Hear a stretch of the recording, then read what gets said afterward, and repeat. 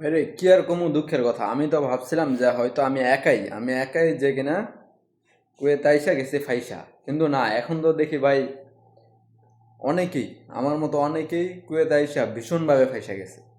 যারা এখন না পারতেছে জায়গা পরিবর্তন করতে, না পারতেছে মনে করেন দেশে যাইতে, করবোটা কি?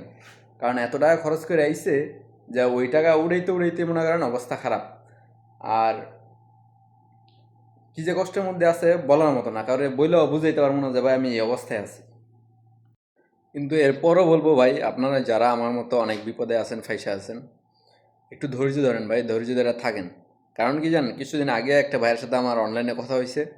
সে ভাই বলল তার কাছে কাজ নাই, আকামা লাগাবো সেই টাকাও নাই, মানে কতটা বিপদ আছে, সে কোনো মতো একটা কাজ চায়।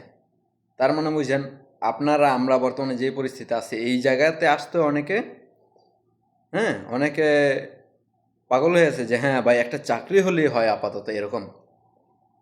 তো হতে পারে আমি আপনার কষ্টে আছি, আর যার চাকরি নেই সে কতভাবে এটা চাইতেছে। সে বল, মানে তারে যদি আপনি একটা চাকরির কথা বলেন, সে বলবে কি যে ভাই যতই কষ্ট হোক ভাই আমার চাকরি লাগবো ভাই।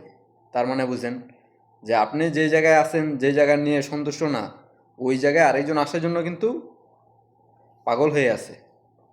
তো একটা কথাই বলবো যে ধৈর্য ধরেন, ইনশাল্লাহ আল্লাহ কষ্টের মধ্যে অবশ্যই কষ্ট পাবেন, আর ইনশাল্লাহ সফল হবেন যদি একটু ধৈর্য ধরেন আল্লাহর রহমতে।